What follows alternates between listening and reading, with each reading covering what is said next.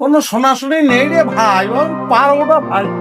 আমি 1 লাখ ঘুমোতে পারি না, আপনি বিষয়টা বুঝতে পারতেছেন না। আমি 1 লাখ বলি পরে আমার হাত পেল হবে না, হাত পেল হয়ে মরে যাবো না, তখন সবাই কিন্তু জেলের মধ্যে পড়তেন। তুমি কি করছো? আমি কি শুধু ঘুমাবো? তুমি ঘুমাও, তুমি ঘুমাও। তুই ঘুমা যা।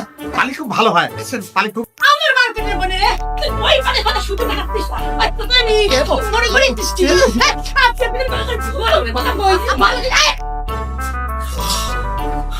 আরে ভাই, আপনি আমার রুমে আসেছেন কিসের জন্য? আপনি হসপিটালে যান, ফার্মেসিতে যান, ওষুধ কিনে খান। ভাই লেগে করতেছেন কিসের জন্য? আমি কিসের জন্য হসপিটালে যাবো? ওষুধ খাবো, চিকিৎসাটা করবো।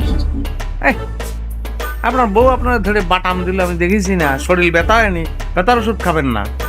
আরে ভাই, এটা তো নতুন কিছু নয়, মাঝে মধ্যে এরকম বাদাম খাওয়া লাগে, বুঝছেন? চিকিৎসা নেওয়া লাগবে না।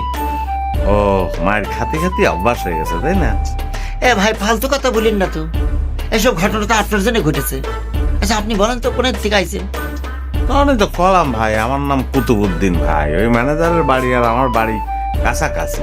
আমার বাড়ি হচ্ছে খালের পশ্চিম পাড় আর তার হচ্ছে পূব পাড়। আপনার নাম কি ভাই? রমিজ আলী। ওই দুঃখের বিষয় ভাই, আমার মনে হয় কি জানেন, মানে এরাম বউ ঠিক করে ফেলা আমার জন্য 5 মিনিটের ব্যাপার ভাই। 5 মিনিটের দাম একদম ঠিক করে ফেলবো। তাই নাকি ভাই? হুম।